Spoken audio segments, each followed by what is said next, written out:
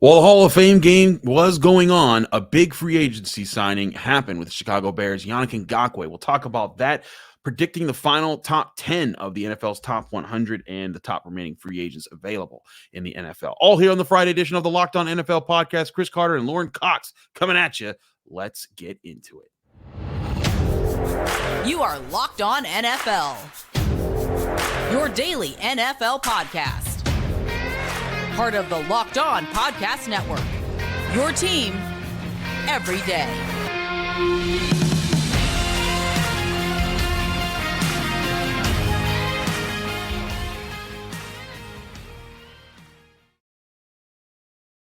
Hello and welcome to the Friday edition of the Locked On NFL podcast. We're your hosts, Chris Carter and Lorin Cox of Locked On Steelers and Locked On Bears, coming at you on a Friday edition here. Remember, you can find this podcast on all your favorite podcasting apps and podcasting platforms, as well as YouTube. Like this video if you enjoy it. Subscribe to this YouTube channel to get all of your daily Monday through Friday episodes of the Locked On NFL podcast and all of the content that comes through this channel. Today's episode is sponsored by eBay Motors. A championship team is about each player being a perfect fit. Same with your vehicle. So for parts that fit, head to eBay Motors and look for the green check. Stay in the game with eBay's Guaranteed Fit. ebaymotors.com. Let's ride. eBay Guaranteed Fit. Only available to U.S. customers. Eligible items only. Exclusions apply. Lorin, before we get into Yannick Ngakoue, let's talk about the Hall of Fame game. It happened. Now let's move on, because no one cares about Hall of Fame. No one ever does. You don't know any of the people played. Like, there were some guys that scored. Great. Browns won 21-16. Yep, you got it. Kellen Mond played the first half. Dorian Thompson, right? Robert Thompson played the second half. Like, Zach Wilson barely played. Aaron Rodgers sat on the bench. The lights went out. Like, that was... The lights went out. We didn't even know the lights went out in the game. That's all. Why no one cares. They didn't even bother. It was probably the janitors being like, "That game's over, right? I think it's over." They turned it out. Oh wait, it's still going. My bad. We weren't watching either. Oh my gosh. Anyways, let's talk about the actual big news in the NFL, and that was a big for your channel, Locked On Bears. Go get the full reaction that Lorin has to that, because that's a huge signing. The Bears signed Yannick Ngakoue to a 1-year, $10.5 million deal. Lorin, I'll let you take the lead on this. This is your squad. What do you think of this signing? Yeah, this is something that Bears fans have been hoping for quite some time, and it was getting to the point where it was like tinfoil hat conspiracy. Like, they're going to sign him. At some point, they're going to sign him. We got to keep the faith. Everyone's like holding hands in a big prayer circle for Yannick Ngakoue to come to Chicago, and finally, the chosen one has been delivered to redeem us. No, I mean, this is great. Like, there's such a desperation. This was on paper the worst defensive line in football, without a doubt. They did not have proven pass rushers anywhere on this defensive line, despite investing in it in free agency and the NFL draft. But I think the Bears GM Ryan Poles throughout the year kind of said, like, we're not going to go overspend for anybody in free agency. We're going to kind of let it come to us, and we'll play the long game here, and maybe we won't be able to fix everything all at once, but we'll get there eventually. And eventually is now, a 1-year deal for Ngakoue worth $10.5 million, almost fully guaranteed. I think 10 million of the 10.5 are fully guaranteed, because the Bears are sitting there with the most cap space in the NFL. So like, they can afford to dump a bunch of cap space for 1 year into this player. It's not going to hurt them financially long-term. And he instantly steps in as their number one pass rusher, makes everybody else's job a little bit easier. We know Ngakoue's never been very good against the run, so they may have to use him a little more situationally, but it just makes everybody else's job easier, and has, I think, a ripple effect across that defensive line. And it's just very, very much needed for this team. This is a Bears team that seems like they're reloading across the board. You went and paid for Tremaine Edmonds, TJ Edwards, drafted guys like Tyreek Stevenson. Do you see a big uptick coming for the Bears defense this season? Because everyone's going to be looking at Justin Fields, but that defense also has to hold it together this year. Yeah, before Ngakoue, there was a lot of concerns about how good this defense would be, in large part because the pass rush just really isn't there. And I don't know that one player completely fixes the problem, but I think he takes them from, for sure, the worst unit in the league to pushing outside of the bottom 5 maybe type unit in the league. And can that be good enough when you've got a revamped linebacking core and a young but ascending secondary with a lot of draft picks invested in that? 4 second-round picks are expected to be starters this year, along with Eddie Jackson in that secondary. So, like, there's a lot of young talent across that defense. And it's all about these guys kind of growing and taking that next step forward. That's really the theme for the whole Bears team, but especially the defense, right? It's like Justin Fields taking that next step. It's Kyler Gordon, it's Tyreek Stevenson, it's some of the young players on the defensive line. Like, they need a bunch of young players to grow and develop properly. And I think with that, there's going to be some games where they play really well, and there's still going to be games where they make some mistakes. So I think overall, it leaves the defense as much of a work in progress, but making good progress. And I think some of the bigger veteran additions, like Tremaine Edmonds and TJ Edwards at linebacker, can help be a stabilizing force there. The Bears still have quite a chunk of money left. I believe they had $28.2 million in cap space. If 10.5 come off there, you're looking at still like $18+ million. That's still a good amount of money to spend on more, like another big one or two more big 1-year deals that you can get for free agency out there. Do you see the Bears still being hungry to add to this roster? I would be surprised if they made another big splash signing, but if I were GM, I would sign another pass rusher. Like, why not? Another 1-year deal, another 10-year, like, go get Justin Houston, give him the same contract. Or certainly if Jadeveon Clowney would be willing to come, I don't know that wants to come to a team like Chicago at this stage of his career, but like, go get another one, because you can never have too many good pass rushers, and you still really need more in that department. I think this was kind of the one that they had in the tank, though. They're going to likely do a contract extension for a player like a Darnell Mooney or a Jalen Johnson and use some cap space there. And they just generally want to keep some salary cap flexibility in here too. So I'm not expecting another big splash, but if I were in charge, a 1-year deal, you got nothing to lose. You'll get the cap space back immediately in the new league. Exactly. You're not holding yourself back by spending it now, as opposed to just sort of saving it for the future. And at the same time, let's say like you hit with that player you then have a relationship with, and you can be like, hey, did you have fun this year? Guess what? We'd like to run it back next year. And if you don't, you don't. And then you let that player hit free agency, and then you just see what you want to do. But it makes sense to me, a Bears team that's looking for a lot of answers that they don't have, that they didn't have last year. You have money, spend it now, but still leave yourself the space for future years when you want to sign players that you already have on your roster to longer-term deals. These type of things don't hurt. A big move on the part of the Bears with Yannick Ngakoue. We're going to get later into the show into other free agents who are still available that people are going to be looking at. So don't go anywhere. We're going to talk about that. But before we get to that, we got to talk about the top 10 of the top 100, because that is what we are down to for the NFL's top 100. It's fun. It's fun every year. It's not anything that's like concrete or like, total news breaking, but there were some surprise names that got named in the top in the between 11 and 20 that I think caught some people off guard with who got named where. And so Lauren and I have narrowed it down to who we think will be in the top 10, and we've created our orders. We'll give you our orders after the break here on the Locked On NFL podcast from the Locked On Podcast Network. He's Lorin Cox. I'm Chris Carter. Stick with us as we get ready for that. But first, before we do any of that, we want to talk about our great sponsors at Underdog Fantasy. With August here, you know what that means. It's the official start of fantasy football drafting month. Get championship ready for your home league by trying out Best Ball on Underdog Fantasy. All you do is one live snake draft. There's no waivers. There's no trades. Underdog sets your best lineup every single week. You can try it out with Underdog's Best Ball Mania Tournament, the largest fantasy football contest of all time, and it's back and even bigger. They have $15 million of total prizes up for grabs, including an absurd $3 million going to the winner. Last year, the winner drafted their team in July. So don't wait around. Visit UnderdogFantasy.com or find them in the App Store and sign up with promo code LOCKEDON. That's LOCKEDON, Locked On, all capital letters, all one word. And you'll get your first deposit doubled up to $100. That's Underdog Fantasy, promo code Locked On Underdog Fantasy, the app, or the website, UnderdogFantasy.com.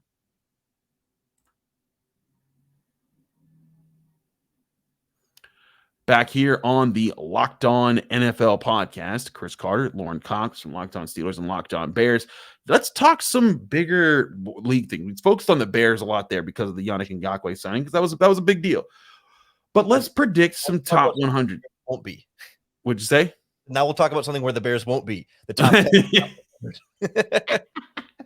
I agree. There's an interesting list here. I want to say, and you and I talked about this off camera before we started the show, the biggest surprise I had of all of the top 100 stuff that we've seen so far is that Aaron Donald came in at 11.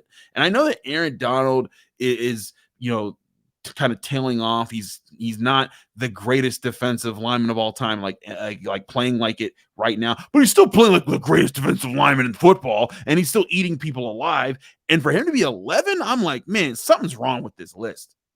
Yeah, I mean, he missed like the final 5 games of the season, so is that just like an injury punishment kind of thing, or is this just sort of like, yeah, the Rams were so bad, like we can't put him in the top? Like to me, I'm with you 100%. Like Aaron Donald is still the best defensive lineman in football, certainly the best defensive tackle in football, and to not that it like, okay, the difference between 11 and 9 or whatever, but he should be like still top 5 on this list, if not even closer to number 1. Like how we were just looking at the list from last year, like he was what, number 2 last year, to go from 2 to 11. Yeah, he still had, a really strong season, even though the sack numbers weren't quite the same. Like his pressure numbers were just at the same level it's been every single year. And it's a list. We can get upset about a lot of different spots of the list, but that one needs to be higher. Well, now it's time for people to get a set at our lists, because we have now gone through. We literally sat here. We were nerds. We looked at this list and then we said, okay, who's definitely in the top 10? We discerned who those top 10 players were. And then we went and we made our top 10 of guys who were on this list. So we're going to go through our list 10 to 1, who we think are the top 10 players. Lauren, I'll let you lead it off. Who's your number 10 player that you think should be? This isn't who you predict that they'll list. This is if you made your top 10 list of the top 10 guys that haven't been named as part of the top 100. Who's your number 10 guy? I'm predicting that our 9 and 10 will be pretty similar, and our top 3 will be similar, and the middle is going to be a lot different. But my number 10 is Jonathan Taylor from the Correct. Obviously, like led the NFL in every rushing category 2 years ago, injured for a lot of last year, and we're talking about, yes, he's the bottom of this list, but he's still the 10th best player in football here. So like, it's not like a criticism of Jonathan Taylor to say, oh, he's number 10 in the NFL. That's still a really good thing. I just think, coming off the injury and given the kind of the uncertain situation in Indianapolis right now, he's a step behind, I think. And he's just like the youngest, I think, of pretty much this entire group. And as a result, just like generally speaking, the least proven, the least long, sort of consistent stretch of high level proven play over a duration. Everybody else on this list has played at a higher level a little bit longer, I think. No, I agree with that. That's why he's my 10. So you're absolutely correct about who's 10. I don't know. You might be surprised at who my 9 is here. If you put it number 9, who I put it number 9, it's going to be a very interesting conversation. Who's your number 9 guy? I put Aaron Rodgers here. Oh, it is the same guy. We're on the same. Look at us. We know our people. Oh man, Peter Bukowski, eat your heart out. I didn't know if you put him there, but I was thinking like maybe he will, because he's locked on Bears, and Aaron Rodgers, he's had that rivalry with the Bears for so long. But I'm right with you. Like Aaron Rodgers is a great all-time quarterback. He's a first ballot Hall of Famer, one of the best throwers of the football I've ever seen. But right now, I got questions. He's still a top 10 player. I got questions about him, as far as will he be elite this season? Yeah, like how much do you blame on what was going on around him in Green Bay, and how quickly is that all just going to be fixed or be better in New York with so much of a transition there? Like there are definitely a lot of questions there. Like I'm still think he's going to be very good for the Jets. It's just a matter of like, is that Super Bowl good, or is it a little rocky along the way, and they kind of stumbled in the playoffs and ultimately not really end up going anywhere? Yeah, I'm right with you. I mean, to lose for Aaron Rodgers last game to be a loss with the Green Bay Packers, to be a loss to the Detroit Lions is one of the most bizarre endings I've seen for a player like that to go out with the team that drafted him and who he played for so long. Okay, so our 9 and 10 were identical. I thought there'd be a little bit of difference there. Who's your 8? This is where I start to get really torn. My 8 and my 7, I was going back and forth with. I ended up going with Nick Bosa here at 8. I have Nick Bosa. Are we having the same list, buddy? What are we doing here? Let's go. I love these reactions. It's great. Like, and I was so torn. I mean, I don't know if we want to get ahead of ourselves here, but between him and my number 7 was Micah Parsons. Did you have Parsons there? Ooh, okay. That's where we're starting to get a little difference. We're not too far off. Yeah. But that's really interesting. Both guys, I mean, super productive sack artists. Mm-hmm. Both guys are also pretty darn good against the run too. I felt like Parsons, as more of an off-ball guy, I think you can ask him to do a little bit more in the defense, whereas Bosa's, a pure edge rusher who's, again, versatile, but you're not asking him to drop back in coverage and as much and do those sorts of other things. So I put Bosa here as just not quite but like it's really splitting hairs at this point between these guys and the next like 3 or 4 ahead of them. No, I agree. Bosa is my number 8. I think that he is a fantastic player. I think that he's a guy that you put it there. I do have Parsons higher. I have him a different spot than you do. I'll reveal my 7 here to be Tyreek Hill. I like Tyreek Hill, but I also just think that the situation with the Dolphins is going to be a little rougher this year. So I'm putting him a little bit lower than some of the other guys on this list. But I agree with you. I put Parsons before Bosa as far as being higher up on the list because of his versatility, and because both of them are elite pass rushers. So I'll say that for all. And I know right now there's someone from Pittsburgh saying, "Chris, what's wrong with you? Where are you? Where are you about TJ Watt? Isn't he the best?" Listen, if this was my list and and TJ Watt wasn't ranked 27th like he is in this list, then yes, TJ Watt would be in my top 10, but he's not on the NFL top 100's top 10, so we're excluding him. So Pittsburgh fans, chill out. Anyways. So you revealed your 7, I revealed my 7. Who's your 6? And we'll do both of our 6s before we go to our break here. Yeah, again, like I'm getting torn between a couple of players that I feel like are neck and neck for me. Okay. This is where I put Tyreek Hill though, and okay, a lot of the same reasons you were talking about here, like trying to separate him versus a couple of the other pass catchers that are on this list. It's like nitpicking, like, everyone's got incredible, insane stats and incredible, insane skills that no one else can match in the NFL and all uniquely great in their own way. But yeah, much like you, the Dolphins and how consistent Tua is going to be, how healthy Tua is going to be over the course of a season. Like, I think, in a vacuum, Tyreek Hill might be a little bit higher up, but like, I got enough minor question marks there that I just think, yeah, I'll throw him here and not quite any higher. Interesting, because my number 6 was Micah Parsons. So our list is the only difference is that you have Hill at 6 and Parsons at 7. I have Hill at 7 and Parsons at 6. So we are very close here, my friend, as far as how we're seeing these guys. Are we geniuses? I think we're geniuses. Group think, yeah. Group think. I want to come back to this because we got to reveal our top 5, and then I want to go over some of the top remaining free agents out there after the Ngakoue signing. We'll do that here on the Friday edition of the Locked On NFL podcast, where Chris Carter and Lorin Cox stick with us. We'll be right back.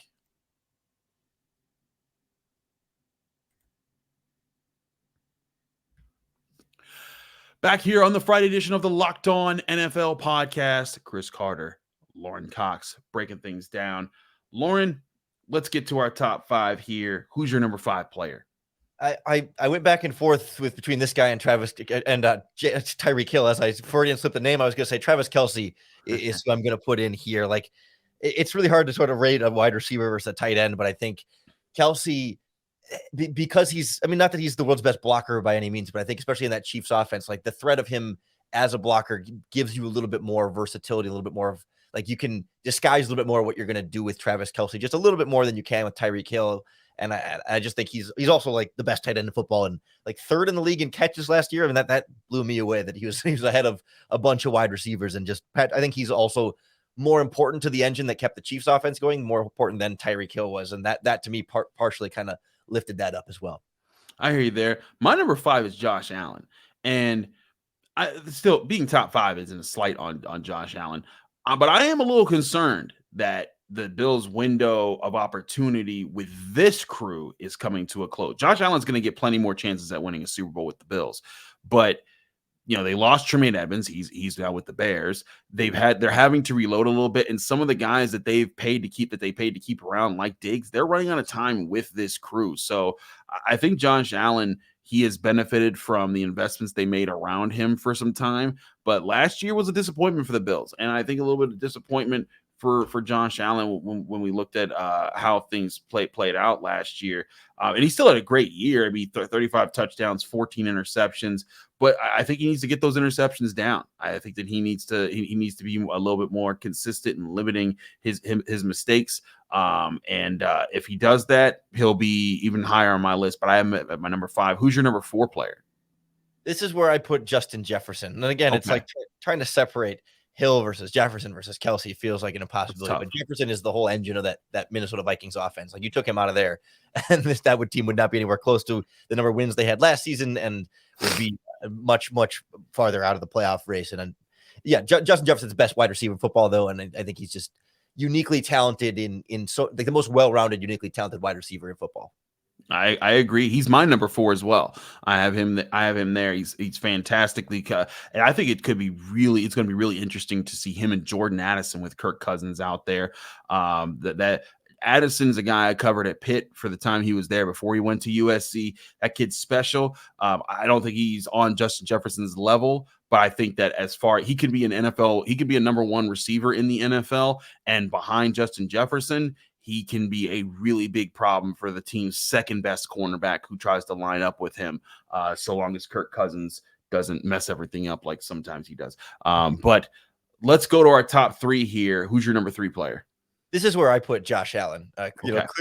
Clearly below the other names, still the other quarterback. We know who's up there. But still a very good quarterback. I mean, for all the reasons you said, I would like to see him cut down on the turnovers a little bit there, but the window is starting to close, but still very, very high level. And I just feel like he can make such a strong impact on the game. Some of that's just the quarterback position being so valuable and him being one of the most rare special players at that spot in the NFL. It just put him a little bit ahead the other skill position players here for me.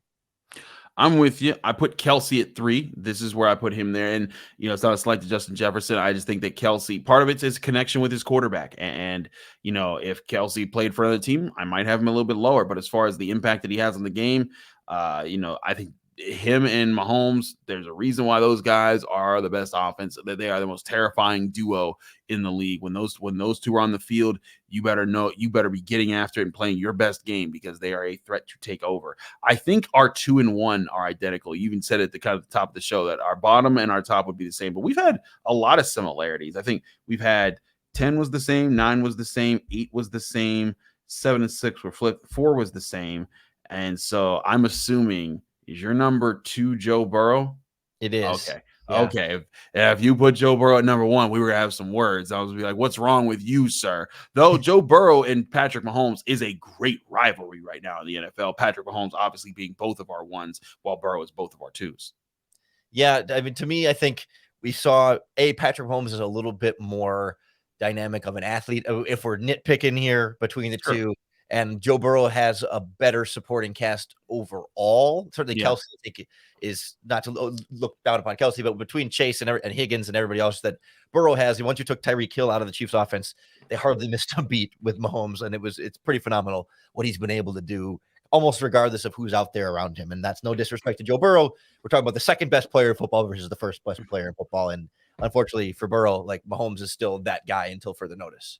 No, I agree. I mean, and to your point, Burrow had Jamar Chase and T. Higgins and Tyler Boyd, and he had Joe Mixon. I mean, you had weapons on weapons on weapons in the Bengals offense. Patrick Mahomes, they got other guys on the Chiefs offense, but it's really just Travis Kelce who's the superstar, and that's where I think it's very interesting to see him still have a balanced attack on offense, go to who he needs to go to in those moments. So kudos to him. So there's our finishing out our top 10 here. Both of us have Burrow and Mahomes at 2 and then 1. But we'll see how it plays out. I believe the NFL Top 100 finishes this weekend, so tune into NFL Network to get all the updates there on who actually finishes in the certain spots in the top 10. We'll see which one of us got more of our lists right compared to theirs. But let's talk about right now. We talked about Yannick Ngakoue signing. Let's look at some of the better free agents still available right now. If you go to NFL.com, they list their players that are the best players available. And the number 1 name at the top of the list is still baffling to me, and it's Dalvin Cook. Now, Dalvin Cook rumored to maybe be going to the Jets. We'll see how that plays out. But Dalvin Cook going somewhere, I thought he was phenomenal for the Vikings, and I thought it was silly for them to let him go. I understand finances and stuff like that, but that guy is in the prime of his career. He's ready to be a playmaker, and I think if there's a team out there that needs a running back, even for just this year, you got to go get this guy. Yeah, it seems to me it's just like a finance question at this point of like who can convince him that their money is going to be worth it to maybe take a little less to go play for them, right? Like I was just glancing at teams with some salary cap space here. Like the Jets have about just under $16 million left. I know the Patriots were rumored to be interested at about $15.5 million left. I think the Dolphins were a little bit lower on the list, and I'm at 12, just under $13 million left. So like, if Dalvin Cook's looking in this $8, $9, $10 million range, maybe, depending on what he's asking for, like that becomes a challenge for some of these, especially like contending teams like the Buffalo Bills that are sitting at like $5-ish million of cap space. Like at some point, what's more important to him, right? Getting a big 1-year payday here or going to a team that might give him a better chance at winning the Super Bowl this year? And that seems to be where the stalemate is. I think that's definitely a consideration here, and maybe it's the Jets because they feel Aaron Rodgers is going to be it. But Dalvin Cook, a big guy there. Let's look at some of the other big names here on the list here that the NFL.com has as far as free agents still available. Jadeveon Clowney, who left the Browns earlier this offseason, is still out there, and it's kind of interesting to see a guy of his measurables at 30 years old still be floating out there. But there's other edge rushers as well. Melvin Ingram, who's 34 years old, is out there, and Justin Houston, a guy that you brought up earlier. Both of those guys, 34 years old. Who do you think is the first edge rusher of those three to get signed somewhere, Lauren? I'm surprised it hasn't been Clowney yet. You know what I mean? Like, I think we sort of seen Clowney take this path before, where he kind of does the mercenary thing, I don't want to be on a team for OTAs and minicamp and the beginning of training camp. Screw that. I'm a veteran. I know how to do this. I'm getting up there in age. I'll show up just in time to do the bare minimum in order to play for this team. And he's, of those guys we talked about, especially with Ngakoue off the board, he's kind of the young one of the group, even at age 30. Like Melvin Ingram is 34. Justin Houston is 34. Some of those other pass rushers are all like in their 32 plus age range. And Ngakoue was 28. And I think that's part of why the Bears favored him. They've been one younger team in general. But yeah, to me, like Clowney has the right combination of like still young enough that you're not worried about the guy coming in and being just over the hill and past his prime, even on a 1-year deal. Like you should still get a pretty darn good Jadeveon Clowney. And like, again, like if the Bears go ahead and go out and get another one, by all means, I would absolutely take a second one out of this group. But I think there's a few different teams, even in the NFC North, that could be interested in another pass rusher, like the Detroit Lions, or, even the Green Bay Packers. I'd take more depth on that pass rush group as well. There's plenty of teams that never have too many good pass rushers. Other guys on the list here: guard Dalton Risner, 28, most recently with the Broncos. Teddy Bridgewater, quarterback. He's been floating around the league for years. Everyone knows him. Cornerback Bryce Callahan, 31 years old. Been kind of dealing with injuries after being a slot corner with the Chargers. And then safety John Johnson, who's 27 years old. And is looking to fit in. Also want to point out other big names who weren't listed in that article: Ezekiel Elliott, Kareem Hunt, Leonard Fournette, Jarvis Landry, all offensive playmakers who are still out there on the free agency market. Is there a name that piques your interest as far as like, what the heck is the league doing not signing this guy that's still a free agent, Lauren? Honestly, like, Teddy Bridgewater was an interesting name there, mainly because like the two main things that popped in my mind is one, like Joe Burrow has that calf strain injury, and like his backups, they signed Trevor Siemian. Okay.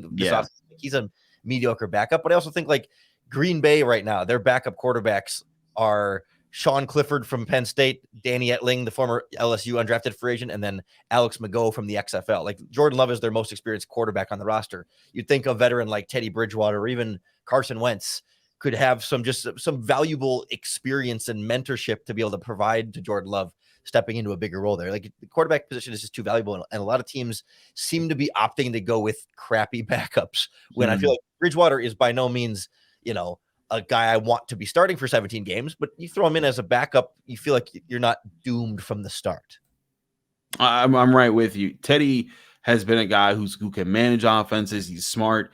He's not the guy that's going to lead you to big wins or anything like that throughout a season, but he's going to be a guy who can hold the fort down if an injury happens. It makes a lot of sense for him to be in that conversation. So I agree, him being there. I'm also interested in Jarvis Landry.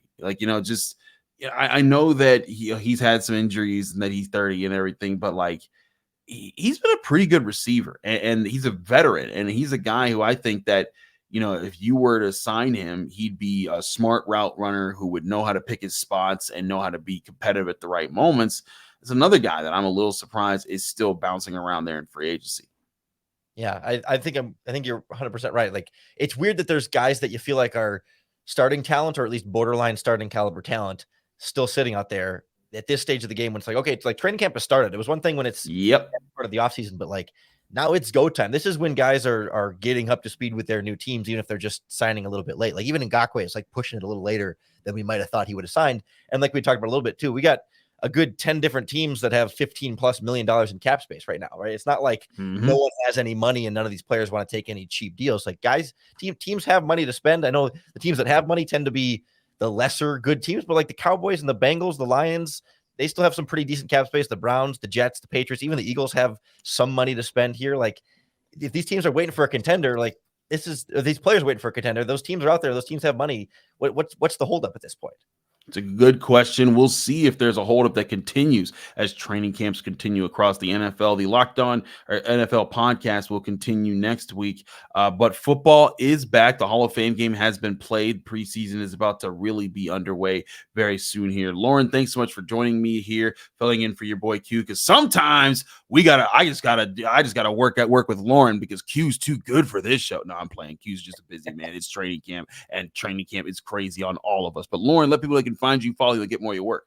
Of course, on Twitter at Cox Sports 1, and you can hear me 5 days a week on the Locked On Bears podcast, talking all things Yannick Ngakoue today.